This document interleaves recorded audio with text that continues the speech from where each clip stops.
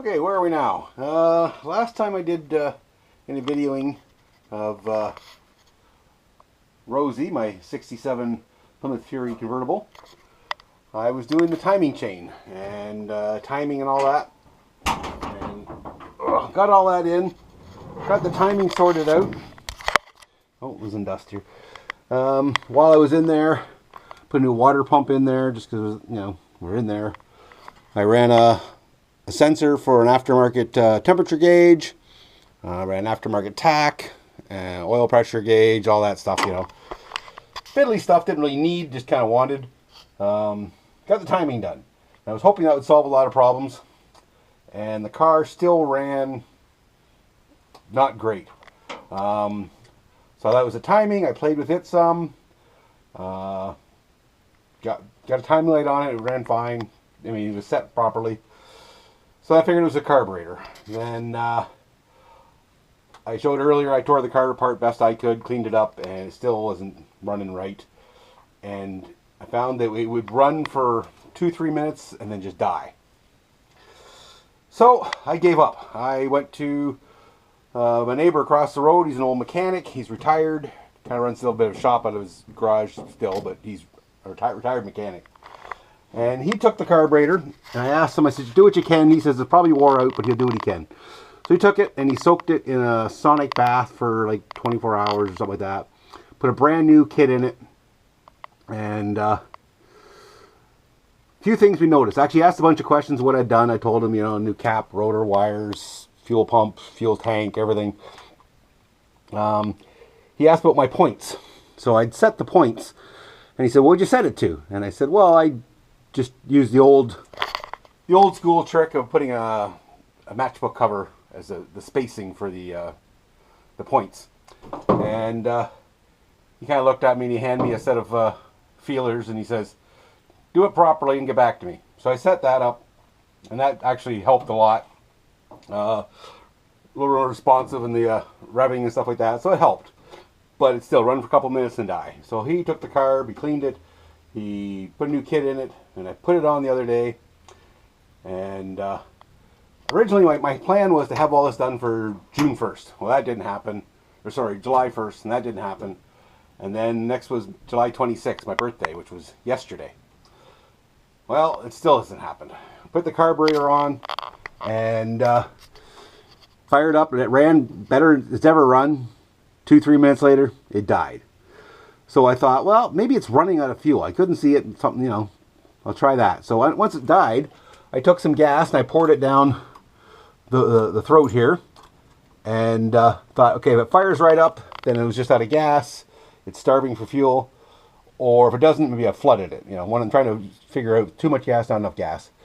So I poured gas in. The engine was hot and smoke come out, which that's normal. But then I noticed smoke was coming out from under the bowl here too.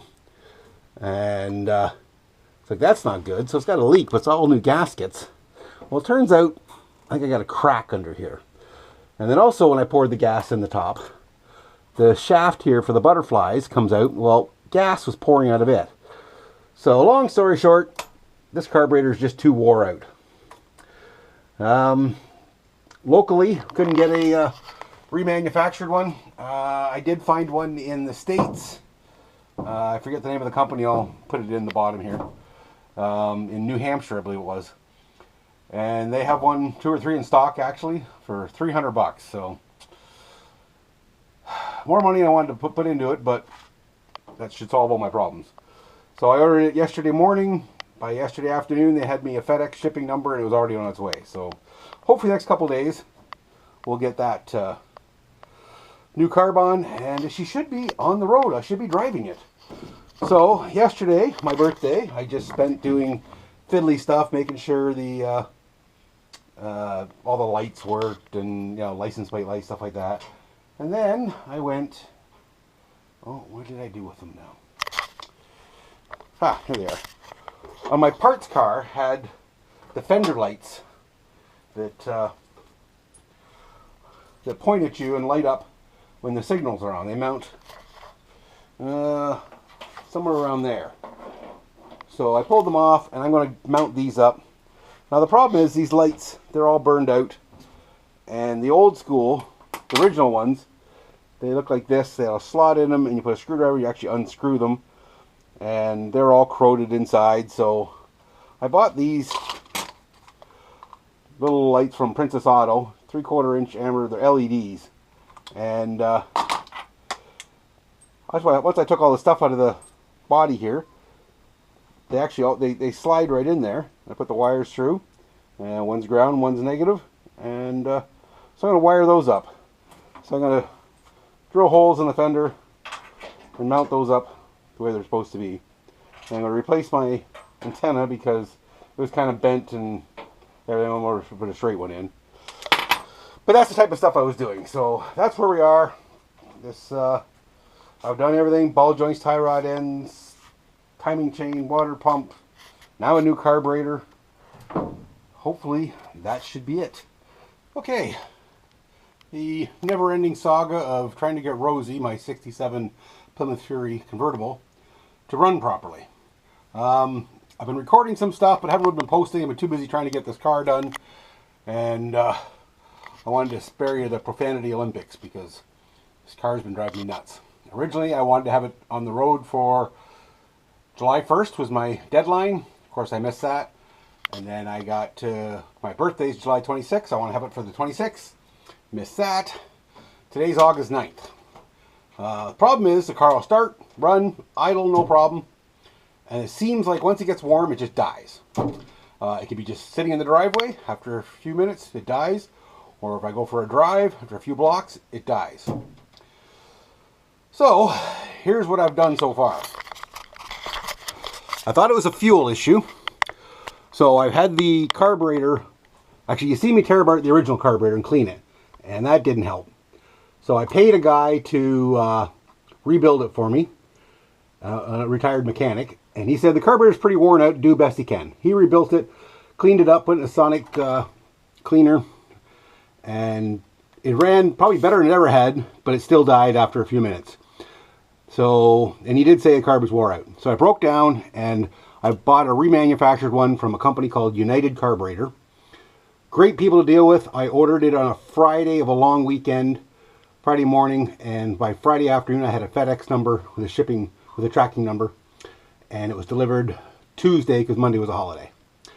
And works great. Fires up, bolts it right on, no problems, still dies.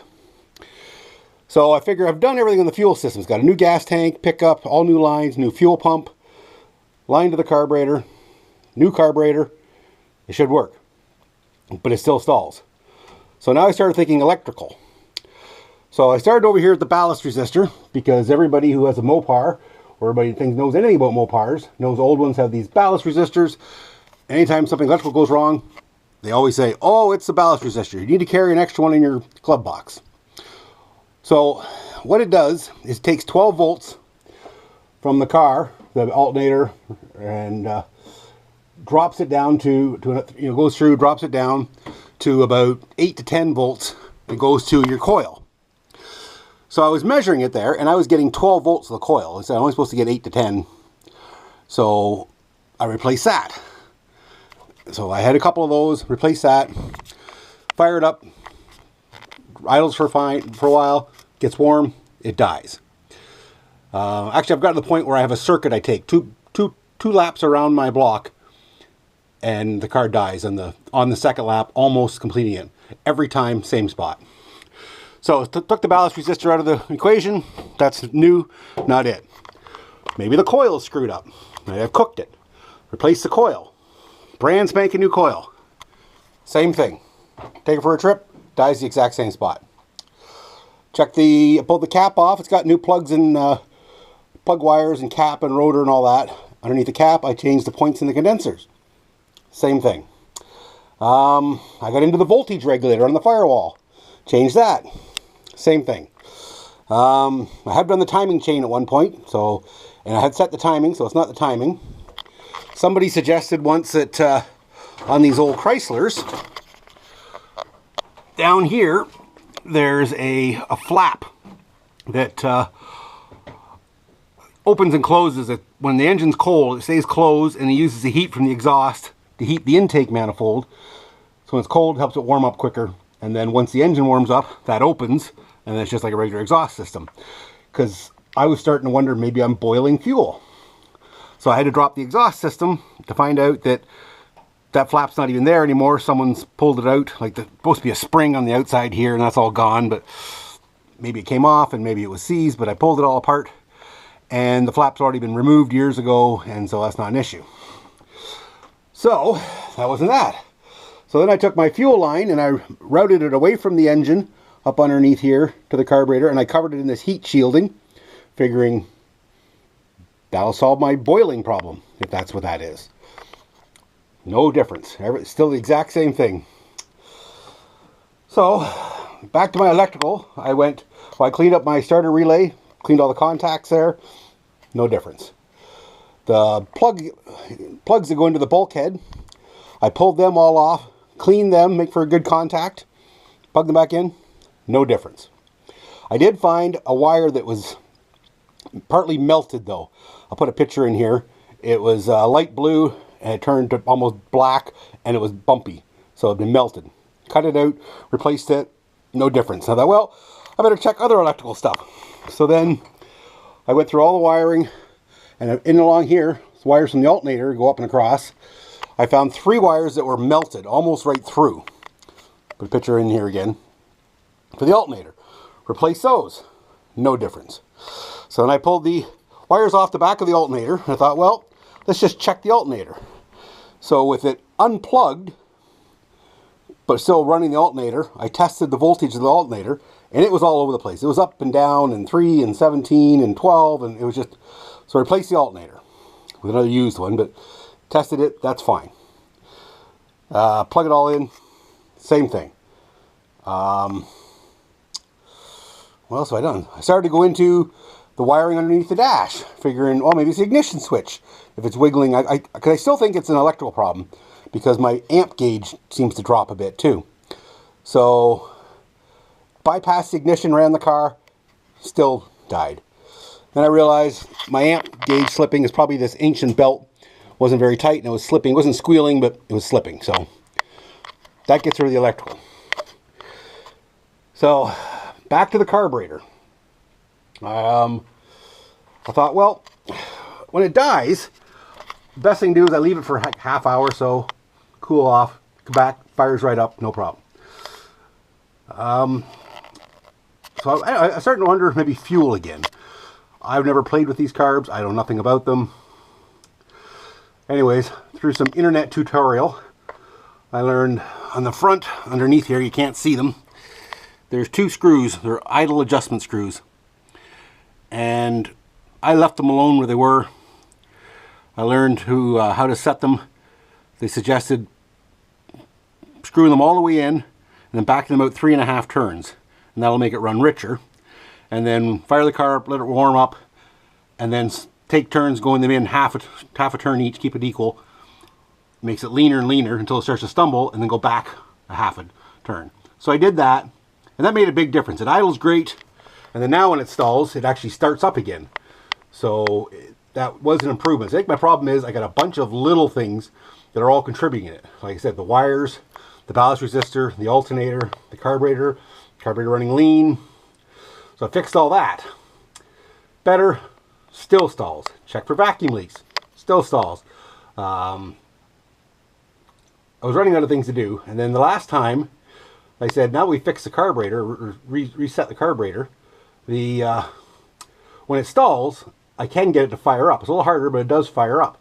And the last time I was doing it by myself, I had the breather off, I had the key on in the car, and I just jumped off the starter relay, and it cranked and cranked and cranked, and then a fireball shot out of the carburetor and actually had flames, just like a little candle, just burning away there. And then tried again, it fired up. So I'm thinking, flames, backfiring, it's got to be too rich. I know nothing about carburetors, but a friend of mine mentioned that it's actually probably a lean condition if it backfires. So I was thinking of maybe putting on a fuel pressure gauge, but I have nothing that goes that low. It's supposed to be like 5 psi. So I did some research on, a lot of research online, And there's a website called For C-Bodies Only. And this is a C-body is what Chrysler calls this generation and this body style of car as a C-body. So I went on there, kind of the old school forums, gave a list of what's all going on and got a few suggestions. Actually, that's where checking the flap and the exhaust came from. Checked all that. Anyways, somebody suggested, one random comment, suggested the push rod for the fuel pump. Now, I don't know if I have one handy or not. I don't. It's a mechanical fuel pump, and it goes in the side of the block, and there's an arm that sticks inside the engine, and there's a push rod that moves it up and down. That causes the pump. Well, I guess they can wear out, and they basically get shorter. And so at idle you're okay, but at higher speeds you actually lose fuel pressure. So that's starting to make sense that maybe I'm losing fuel pressure, so basically it's running out of fuel when I'm driving it. And since I adjusted those jets, it'll idle fine forever. But when I'm driving it, I'm using more fuel than the pump is supplying, and in the exact same distance every time, 1 3/4 laps in my neighborhood, the car dies, basically because it's running out of fuel. If I let it sit for a while, some fuel runs through into the bowls, the pumping fills the bowls again, it'll fire up. That's what I think anyways. So now, that's where I am today, August 9th. I'm going to pull that shaft out, check it, and it's one of two things, assuming this is the problem. Either the shaft is worn, and it's gotten shorter, or apparently it runs off the cam, and the camshaft lobe could be worn, which means I need a new cam. So I'm hoping it's just a little push rod. And that wears because older engines, oil doesn't have zinc in it anymore. You have to buy special oil for old cars, and maybe the previous person didn't. I've been making sure I put good oil with lots of zinc in it. That may be the problem. I don't know. So today I'm going to pull the fuel pump so I can get out the shaft. And if that's the case, if it's the shaft, great, I'll replace it. It's like 30 bucks. If it's not, if it's the cam, the rest of the car seems to run good. Just give me that lobe on the cam. I may end up going to an electric fuel pump and then not have to worry about changing the cam. And I just plug where the fuel pump goes in, put electric one in, and go that route. Until someday, if I ever decide to actually put a cam in this thing. Okay, it is August 15th. Just trying to do another update. I haven't been filming everything because there's just been too much going on. The last I showed you, I was pulling out the push rod for the fuel pump to measure it to see if that's why I wasn't getting enough fuel pressure. So I pulled it out. It's just a little rod, and I measured it up, and it was within 0.2 of a millimeter. So I didn't think that was the problem. So I figured, well, it's got a new gas tank, new fuel lines, new fuel pump. The shaft is good. So it's either I have a defective pump or the cam is wore out. The lobe in the cam that runs the fuel pump is worn, which is a possibility, an expensive possibility. So what I ended up doing was I just disconnected the mechanical fuel pump altogether, and I bought an electric fuel pump, and I mounted it back at the tank and wired everything up, and at first it seemed to work great, and then same thing again, it kept stalling. But I put in a fuel filter just before the carb. It was a clear plastic one, which don't normally use because if they crack or melt or whatever, it just sprays gas over your engine. But just for testing, I put it on there, and I could see the fuel go into the carb, like fill up the filter, and then it would just, even at idle, it would just keep dropping and dropping. The fuel pump couldn't keep up. And that was both with the mechanical and the electric one. In fact, it seemed to be worse with the electrical. So it was starving for fuel, and it was a brand new electrical pump. So the only thing left was about 6 inches of rubber hose and the tank. So it has to be in the tank. Like I said, it was a brand new tank. It shouldn't be an issue. In fact, I bought a parts car, and it had this brand new tank, never installed, sitting in the trunk. And the guy said, yeah, never installed it. He was going to, didn't, selling it with the car. So I just used it, threw it in. It looked new, it was new. What you didn't tell me is the sending unit that goes inside the tank that sucks the gas up was used. And it was plugged. So I pulled it out. I dropped the tank, pull it out, and this is the sending unit. It goes in, that's where your fuel line hooks up on the outside, and the thing for your fuel gauge. This goes in. Normally there's a sock on the end of this, like a filter, and it was sucking up the gas. Well, the problem was, this doesn't even look that bad. A little rusty, but it looked fine. And this is for your fuel gauge. I even tested that for resistance, and it worked, although my gauge didn't work. Anyways, so I pulled this, I just touched this sock actually here, and it just disintegrated. It came off, and there was bugs and rust and everything else in the end of it, and that was plugged. I couldn't blow through here to here or vice versa. So that's why I was starving for fuel. This was basically plugged. So I have a friend who has a similar car, but he bought a brand new one of these, put it in, used it for about 6 months, and then he went fuel injection. So he pulled it out, and he sold it to me for 20 bucks, brand new sock on it and everything else. And the only difference was he had an extra wire coming off of here for ground, which made sense. I never had it, didn't think of it. And so I hooked it up, put it in my tank, hooked up the ground wire, hooked everything up, and now even my fuel gauge works, and everything works wonderfully. So that was my problem the whole time. I mean, everything I fixed needed to be fixed. There was some like sketchy wiring, and there were some electrical issues that also need to be, they contributed, but that wasn't the main problem. The main problem was this, my brand new tank with a used pickup. So that's fixed.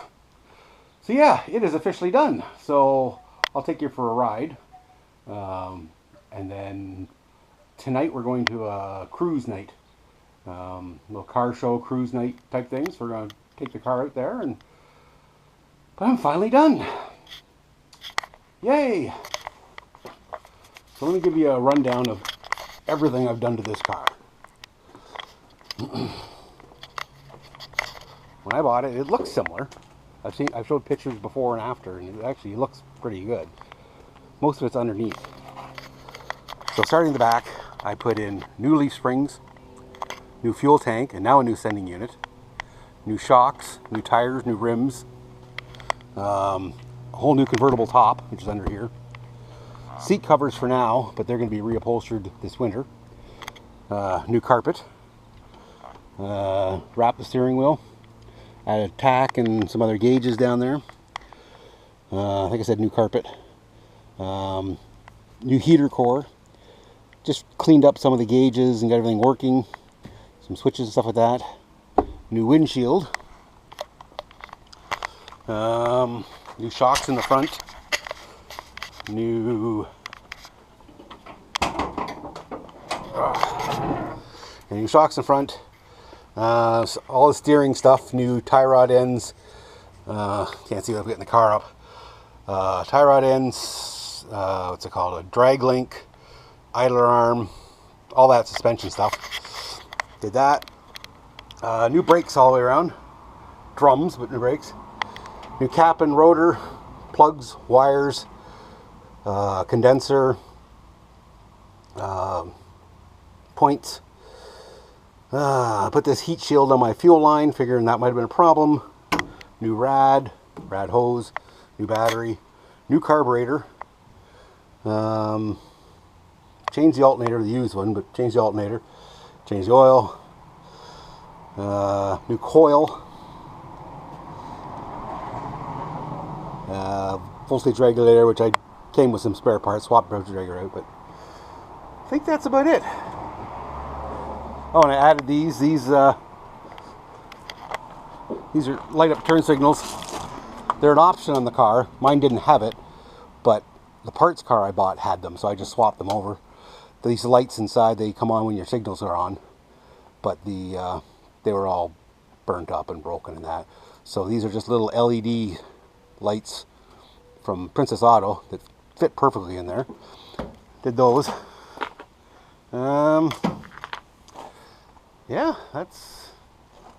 Oh, and recovered the dash. It cracked, but new leather on the dash. Or vinyl. New wipers. And that's it. So most of it was underneath. It wasn't cosmetic. Other than the seat covers, I guess.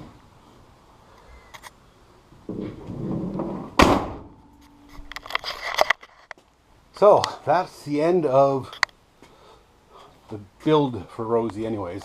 So, I said, I'm going to take you for a drive, and then tonight we're going to do a car show. And I already tried to take Otis for a ride, and he doesn't like it. I thought for sure he'd like the convertible, but unfortunately no. Right, Otis? You don't like the convertible? No. Anyways, thanks for everybody who followed along and putting up with it. Sorry there wasn't a lot of updates at the end. It was just, I was too busy working on the car to even care about filming it. I just wanted it done and fixed, and it was such a fight. But it's done. On to the next adventure, which is, who knows? I've talked about taking this to a Lemons rally, and for the theme I put big giant car horns, or cow horns on the front of it. Well, that was weird. As I was filming that last little bit, my phone rang, and I tried to quickly finish up and answer it. And I thought it was my uncle, just based on the area code. And I'm talking away to him, and it didn't quite sound right. And I realized it's the guy that sold me the car. I'd talked to him since I bought the car last August, and so a year, and I just happened to see, had a message in my Facebook Messenger. It was still there from when I bought the car, so I sent it back to him. I replied and I said, oh, just so you know, the car made it on the road, and sent him a couple of pictures, and that was him. He just phoned me now. He must have still had my number a year later, and wanted to ask about the car, and any problems I had, and if I was happy with it, and he says, oh, I wanted to make sure you had all the good stuff and all the parts I had, and it's like, so I talked to him for about half an hour just on the car. The guy I sold it from, he was just so glad to hear that it made it back on the road. So that was kind of cool. Okay, here we are in Rosie.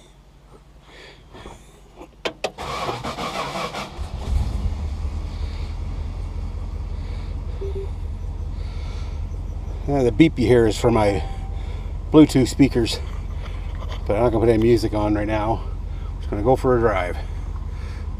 Got the aftermarket gauges. My temp gauge doesn't work for some reason there, but my factory one works. I put the RPM gauge in.